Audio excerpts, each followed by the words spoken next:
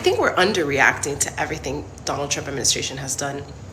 You mean to tell me that after 27 years of socialism in Venezuela, they're finally free and they're about to start all over and have a free country? That's huge. You mean to tell me that the Ayatollah is finally dead? That we never in our life thought that Iranian women can walk around freely and like not be oppressed? Like, you mean to tell me that we thought that was going to happen in our lifetime and it finally did? You mean to tell me that my home country of Cuba, after 67 years of communist dictatorship, is going to be free in a few weeks? We're underreacting because this is historic. No one, say what you will about the man, feel how you want to feel, but if you can't sit there and say, you know what, I don't like him, but I have to give credit where it's due, no one else has been able to accomplish this, then you need to like self-reflect and see like what's going on and how bad that TDS scrambled your brain, because credit needs to be given where credit is due. I'm not saying you have to like him, but you have to recognize how huge this is. As a Cuban person, you guys don't understand. We let go of seeing a free Cuba a long time ago. We never thought, we most of us abandoned our country in the sense of like, that's never going to change. I don't even want to think about it. So much, our families have so much trauma from it. Like we just like don't want to think about Cuba, and we're just like, and now we have hope again. Not just hope. It's not a matter of if anymore. It's a matter of when. This is such a big deal to me. I could cry, and seeing it and seeing the Venezuelan and Iranian people get their freedom is something that is just amazing to me. I'm so beyond happy. I'm so beyond grateful to this administration. Probably the best administration we've seen in 100 years. They have done the impossible. They have done and dared to do what no one else has. And I think it's a huge deal. And I think we need to be happier about this. This is huge. This is historic. It will go down in the history books. And I'm just so happy that the world is healing, the West is healing, and we're gonna end. And we were this close to abolishing communist ideologies in the West, leftist, oppressive, dictator bullshit. And I'm just so grateful to. What's going on, everybody? Appreciate you guys pulling up today. You know what's crazy? People would be way more appreciative. People would be stoked about what's going on if our actual media would cover things in a fair and unbiased way. People feel the way that they feel about things, or they don't really know how to feel about things because mainstream media hasn't really given them the truth. And the way that they cover the administration, especially the way they cover the president, is in such a biased way. It's in such a left-leaning way. And I'm going to show you that. I'm going to showcase it here in a second. They don't give the president and this current administration the proper credit. They will not give this man props. And they cover him in such a negative way that you have a lot of people in the country believing that what he's doing is not good. What he's doing is not, one, in support of America, but also, in us being the world's police and us being, the number one superpower in the world. With that comes responsibility. And, the way that, he acts, he does things, the media goes crazy about it. But the people rejoice. The Venezuelan people are rejoicing. The Iranian people are rejoicing. The list goes on. Now the Cuban people are rejoicing. But for whatever reason, mainstream media, we know why, because they're nothing more than the propaganda arm for the DNC, which is basically just a communist socialist party at this point. Large majority of them, their coverage is so biased in so one way that you have a lot of people in our country that don't really know how to think because they're sheep and they don't think critically, and they need to be told. That's why you have a lot of people believe that, Joe Biden was coherent and that the previous administration was so great because mainstream media told them it was, even though in their own personal lives, inflation was crazy, gas was high, food was high, Jobs were, not plentiful, so forth and so on. But because mainstream media told them that it was good, they believed it. I wish the mainstream media would do their job. And when I say do their job, I'm talking about do their job in an unbiased way. They're supposed to just give the facts, not be biased towards one side. Hit the like button, share the video, subscribe to the channel. Let's keep going. If you are living in the U.S. right now and you are disrespecting our military, you need to pack and get the hell out. I don't care who you are. If you're disrespecting our military right now, get the hell out. They put their lives on the line, their blood, sweat, and tears so you can have freedom, so you can enjoy your peaceful ass life that you're living right now, whether you got money or you don't got money. Your ass isn't sitting in a fighter jet. Your ass ain't over there getting bombed or getting shot at or picking up explosives. You're enjoying your life, high and lows, because people in this military are helping you. God bless all of our troops, all the branches. We love you. We appreciate you. God bless you. He's absolutely right. And people got to understand that, we raise that right hand and, we swear, one, to protect the country, follow the orders of the commander in chief, and to uphold the Constitution. Most of us, not all, but most of us understand what we're getting ourselves into when we decide to go and serve this nation. It's a small percentage of people. I think it's like 8% of the country has served in the United States military. It's a very small elite group of people. Let's just keep it a buck. And as much as people would like to say, oh, it's the poor and the destitute, no, most of the military comes from middle-class families. I came from a middle-class family and I served. My son, who is currently serving right now, I want to keep him lifted up in prayer. He comes from a middle-class family. And most of the people that I know that serve came from middle-class families. Are there some people that come from some, tough upbringings? Yeah, but the majority, they come from middle-class families. And they see it as, one, an honor, but they also look at the fact that, hey, if you go out and serve, even if it's just one tour, the benefits and the things that you get from that, you know what I'm saying, are phenomenal. And it does give you a leg up on, the 98% of people that choose to go a different direction, and no knock to them, because we'd have the largest volunteer military for a reason. But this dude's absolutely right. I'm in agreement with him. We got to make sure that, one, we keep our military and our service members lifted up in prayer, but don't disrespect those folks that go out there and wear that uniform. Don't do it. Because while you're sleeping, those guys are, thousands of miles away working their tails off.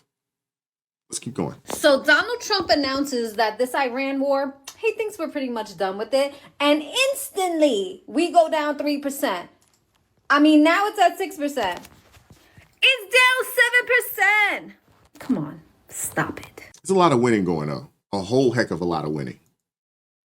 We are not going to make it another 4 years under the Trump administration.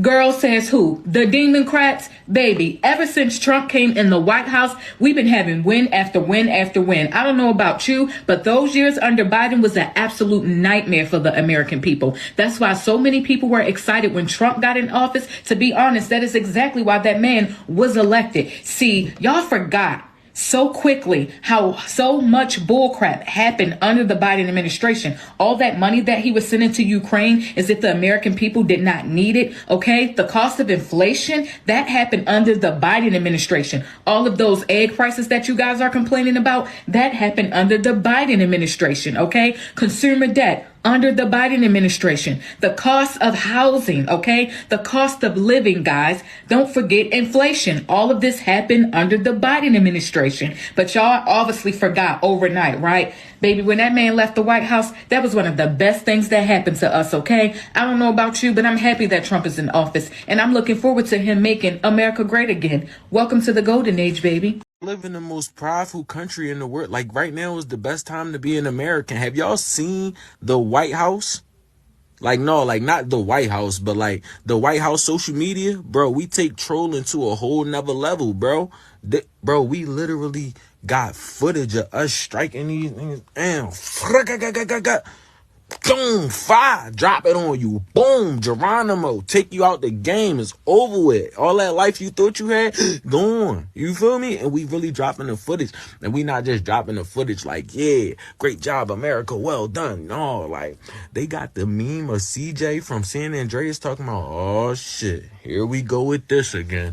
Boo! I'm like, yo, no, this. I had to double check to make sure this was the official White House account. And lo and behold, verified, all that, you feel me? And then it's not just one video like that. It's literally montage on montage. Like, it's video on video on video. Us giving them the belt with funny captions, turned up audio, delete. Like, yo, this shit is crazy. What a great time to be an American, bro. Hey, I gotta say this, man. We had 4 years of Weekend at Bernie's. We had 4 years of cackling Kamala. And we look like a clown show, clown car of a country for 4 years. We look weak.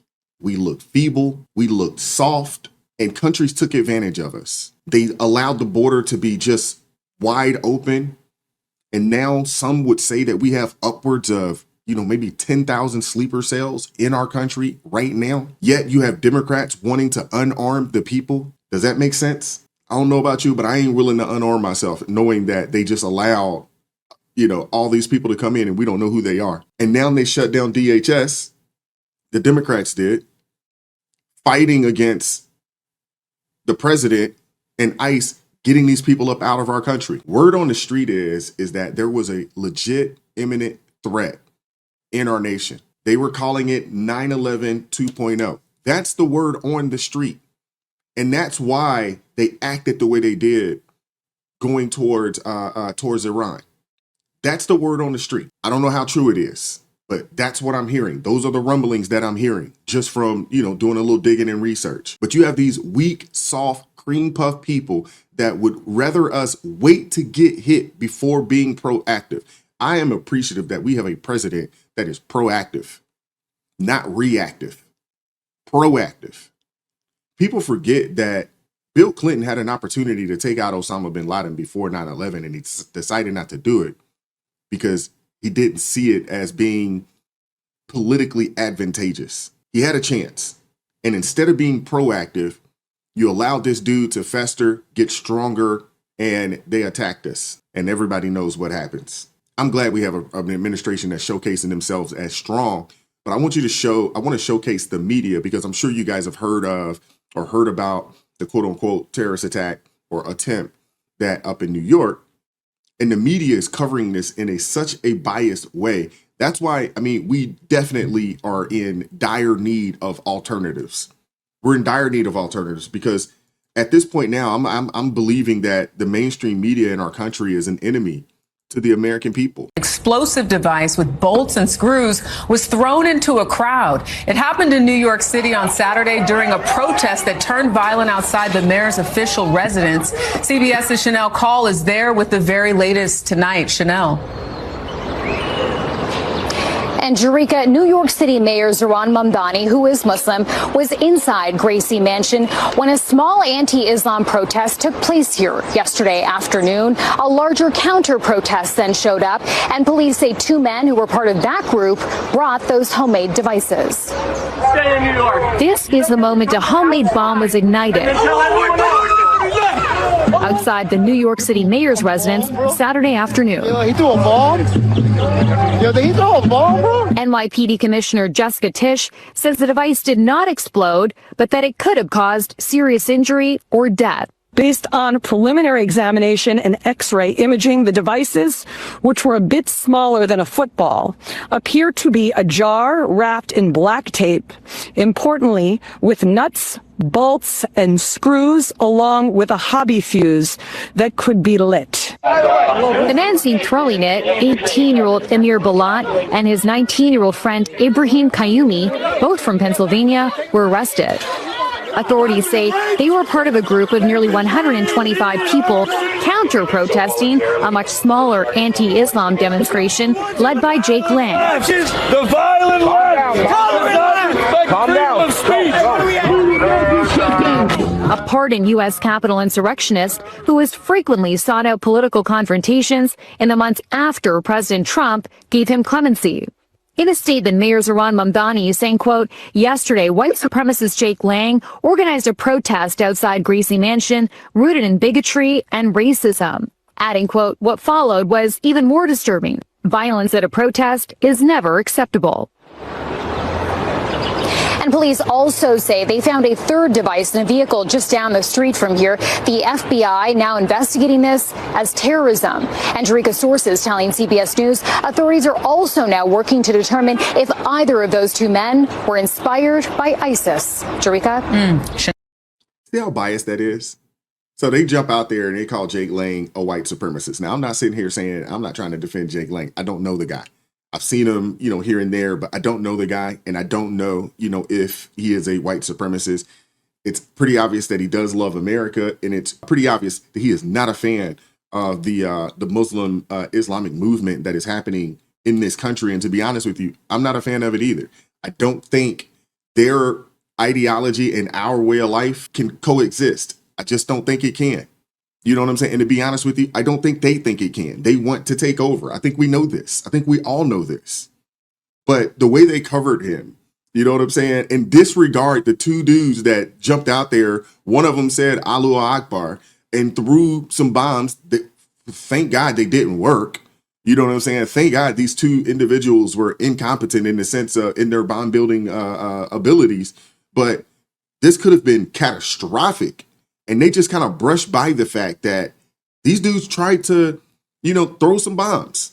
They just brushed over it. It's crazy. And the crazy thing is that one of those dudes lives in like a, multi-million-dollar home, out in Pennsylvania somewhere. It's the craziest thing ever. These are rich kids. So today here in New York City, the mayor Zohran Mamdani called protester Jake Lang a white supremacist, but he failed to mention that the two men who threw literal bombs at him are two Muslims, and he didn't even call them terrorists. He actually didn't even condemn that. But meanwhile, here in New York City, you also have all these people. This is the famous Canal Street. And look, now they start freaking out because I put a camera on their face. But they sell all this stuff, counterfeit goods. Meanwhile, all this madness is happening here in New York City. Nothing ever gets solved. They let criminals do whatever. Whether you say this is criminal or not, it is. They're selling fraudulent goods, not paying taxes on it. Meanwhile, you're working hard right now. But these guys are able to make loads of cash and pocket it all in their pocket without ever even having to pay tax. So then watch, as soon as I put a camera on any of these fraudsters, these scammers, watch how they just freak out. How much? Show your face? No face? How come? How come? Look, they make lots of cash. They know they're doing stuff wrong. That's why they won't show their faces here on camera. And they're making thousands of dollars. So you have a mayor who's not willing to call terrorists who are literally throwing bombs in the city of New York City. They have a bomb squad there right now checking out everything because of how bad it is. Look, how much? How much? How much? Why? What's wrong? What's wrong? You doing something wrong? See, they know they're doing stuff wrong. That's why they all freak out. No, I'm all right. Thank you, ma'am. They know they're doing stuff wrong. That's why they freak out. And you really do have a lawless New York City right now. You have a mayor who's not condemning anything. Only thing he is condemning is a protester. He's a Christian protester. You might not agree with all his tactics. I agree. Some of his tactics are a bit wild. But he calls him a white supremacist, but he won't call the terrorist. That's a little crazy. Shout out to Nick Shirley. He's absolutely right. He's absolutely right. And the thing is, mainstream media did the same exact thing. They did the same exact thing. We're at a point now, man, where I think people literally need to start just boycotting mainstream media. We need to better alternatives, that people that just give us the facts, that's not biased, in that way. You go out there and you call, the Christian protester Jake Lang, you call him a white supremacist, but you disregard, you sweep up under the rug the two dudes that tried to throw bombs, that had screws, nuts, and bolts in it, that if they were competent, how many people would they have maimed or potentially killed? I want to hear from you guys in the comment section. What are your thoughts? Hit the like button, share the video, subscribe to the channel, turn the notifications on to all so you never miss an upload. Consider joining the ARP family or buy your brother a coffee. That link's in the description box below. Join us Tuesday, Thursday, Friday, 9:30 a.m. Eastern Standard Time for ARP in the morning. And as always, keep God first, stay prayed up. We'll catch up with you all next time. Peace. It is God who arms me with strength. Yeah, I'm battle ready. He trains my hands for battle. My heart stays steady. But thanks be to God, he gives us the victory. Through my Lord Jesus Christ, fear can't live in me. I was down to the dirt, red clay on my shoes, old pain in my shirt, oh so bruised. In the Lord hit my chest, kicked death from my breath, put power in my step.